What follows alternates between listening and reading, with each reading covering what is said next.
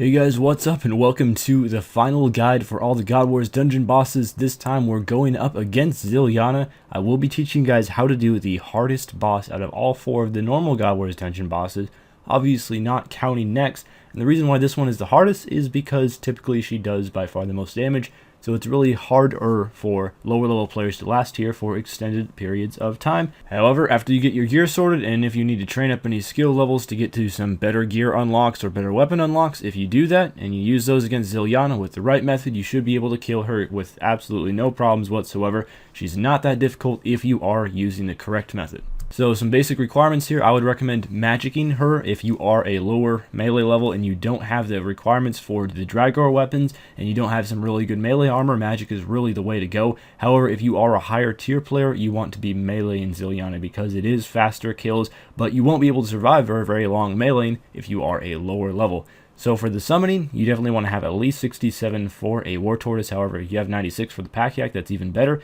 Defense at least 70. 70 defense is not going to get you long trips though, so if you can get 85 for that player on Ports gear, that's going to make a much easier time of it. I'd really recommend at least 70 prayer for the Augury prayer so you can boost your stats up a little bit, and of course if you have 95 for Turmoil and Soul Split, that's going to help even more, and 70 agility is required to enter the area with Saradomin. However, you can also Summer Pie it from 65. Here are some magic setups for lower levels, mid levels, as well as high levels. Now, you do notice on the low level, I do have a Chaotic Staff, and I don't have anything lower than that. The reason for that is, if you have anything lower than the Chaotic Staff, it's really just not worth soloing Saradomin because you're not going to be able to stay for very long. However, with the Chaotic Staff and Ganodermic Armor, you can get quite a few kills, so that's really what I'd recommend at least to solo her. Also, Saradomin does not have the best regular drops. If you do not get an item, you're not going to make much money, so if you're going to have to make a ton of trips per hour in any gear that is lower tier than that, it's really not worth it. So for the mid-tier gear, we upgrade. Even though the defense bonus goes down from Gano to Subjugation, your DPS output goes up because you get damage boosts from those,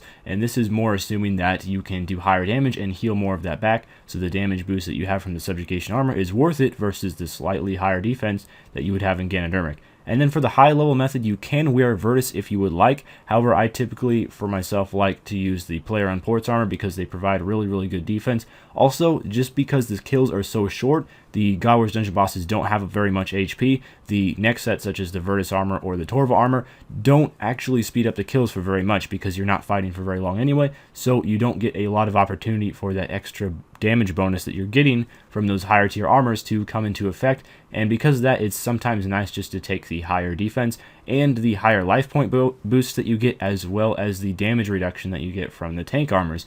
So that's what I like to wear. I also have a Bone Crusher and Demon Horn necklace equipped on all these because Saradomin as well as her minions do drop bones. Another really nice choice to bring here is the Blood necklace. It's very good. Here's for your inventory setup. For the low level inventory, super magic potions and a whole bunch of prayer potions. I do have a spring cleaner in the lower portion of the inventory as well. Make sure you bring a super restore to restore any potential familiars that you might have, beasts of burdens. In this case, it would be a War Tortoise.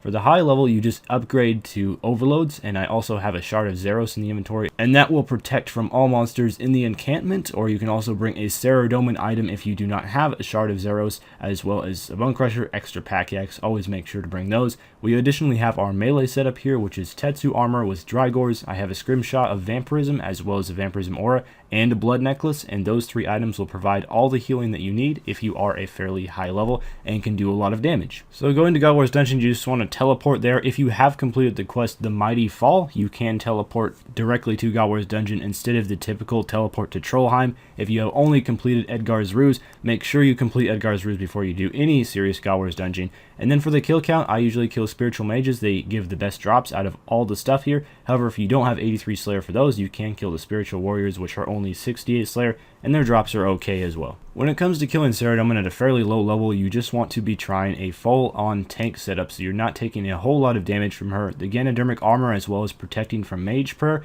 will do pretty good against her attacks because she does attack with magic as well as melee, so you're fairly well protected. And the general thing of what you want to do when you're building up your adrenaline is you just want to get up to 100% adrenaline. So use those basic abilities every single time you use Combust, walk underneath her so that it does extra damage to her. And then when you're at 100%, you use Metamorphosis, or if you have completed World Wakes, you can additionally use Sunshine instead, and then just go ahead and go ham with your abilities. Make sure you have Chain and Dragon Breath so that you're hitting a lot of the minions as well and getting a lot of damage off, and your Vampirism Aura will get you extra healing from that. And then when you get up to 50% Asphyxiate, another ability that can be really nice to use is Debilitate, and this will cut Saradomin's damage that she does against you in half for about 7 seconds, or more if you are wielding a shield.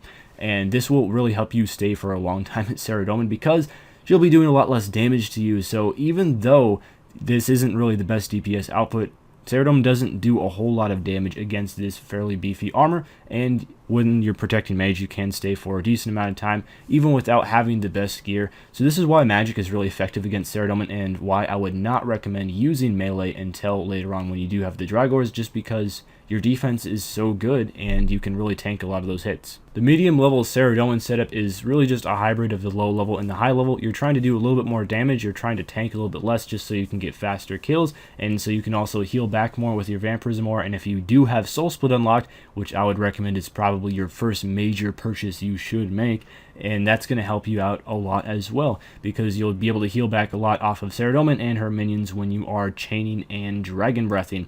One other thing is, if you do have the devotion ability unlocked, one thing that you can do is you can switch over to protection from magic every single time you're ready to use it, and then use devotion, and you'll be completely protected against those very, very hard-hitting Saradomin attacks with magic for the next 10 seconds. So that's one extra thing that you can throw into your bag of tricks. I'm assuming that you'll probably have the World Wakes quest complete, so you will have the Sunshine ability unlocked, so you want to be using that instead of Metamorphosis as a medium level player, as you'll get 10 extra seconds of damage, as well as the Sunshine ability itself will do some extra damage on Saradomin. And finally, the Blood Necklace is not just for melee, so if you do eventually decide to get one, the Blood Necklace is really, really good here and will increase your healing by quite a bit. It's essentially like having an extra free shark that you can eat per kill, and it doesn't lower your adrenaline or anything. So it's really good at God Wars Dungeon. That's probably the best place to use the necklace out of all the bosses in the game. And finally, we get into the high level, at least the magic high level. So if you are doing the high level with magic,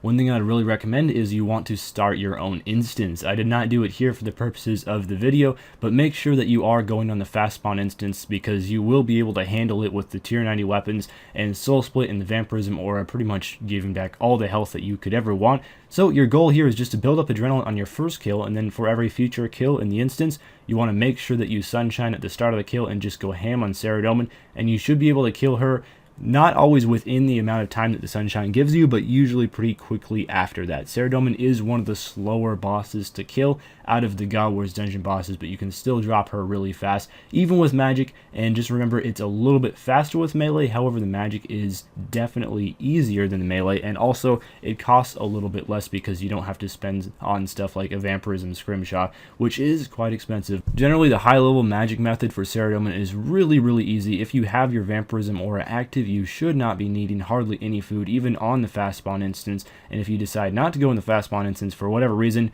you won't need any food at all, so really the only issue is prayer. And now finally, we do get into the melee method of killing Saradomin. So what I love about the melee method is it's just really, really quick kills. You are going to be zerking at the start of every single kill if you have a Vampirism Scrimshaw, a Vampirism Aura, and a Blood Necklace. You can get by with using hardly any food with only 2 out of those 3 things as well, if your Vampirism Aura is on cooldown, or if you're just cheap and don't want to spend the money on a Vampirism Scrimshaw. But overall, the melee is super, super effective against Saradomin, just because the Zerk can drop her so fast. And of course, in a fast spawn instance, you will be Zerking at the start of every kill, although sometimes you can kill her so fast that you aren't even ready to Zerk again because it's not off cooldown at the start of the next kill. And if that's the case, you can use thresholds against her. Typically, what I like to use is Destroy, Assault, Slaughter, as well as the Blood Tendrils, and those 4 thresholds after you use them will get away the majority of her health. Anyway, Saradomin is really easy with melee if you have all of those extra healing things. Again, 2 Vampirism items as well as the Blood Necklace, or heck, even an Amulet of Souls if you have that, although it's not really worth using. But if you don't have those items, you're going to be in a world of pain, because Saradomin becomes significantly more difficult when you're taking a lot of damage from those magic attacks and you're not easily able to heal it back. But as long as you do have that stuff, you'll be completely fine. So what are the overall rewards for killing Commander Zilyana? So if you are using the high level magic or high level melee, you should be able to get up to 60 kills per hour. If you are zerking at the start of every kill, which is not always possible just due to the ability's cooldown time, you can get even higher than that, but this is about what I get. It's 9,620 XP per kill. That is Saradomin plus her 3 minions. So the boss itself does not give that much XP per kill, but when you do a full rotation and kill everything in the room, that's how much XP you get, which adds up to 577k XP per hour in attack plus HP or magic plus HP. If you are doing 60 kills per hour, obviously you're not going to be getting this many if you are a lower or mid-tier player, but this is just, again, a rate to look up to. And the money per hour is about 3 to 4 mil an hour. God Wars Dungeon is very, very dependent on luck, and this is the most luck dependent out of all of the God Wars Dungeon bosses, because you only make good money here if you are getting hilt drops. And that's just very RNG based. If the hilt drops are happening, you're going to be making some pretty solid money. If you don't get hilt drops, your money isn't going to be so hot. But unfortunately, you don't have too much control over when the drops happen and when they don't. Anyway, that's about all for this video. Thank you guys for watching. I wish all of you good luck if you do tend to go to Saradomin on your hilt drops. And I'll see you guys tomorrow with the next video. Farewell.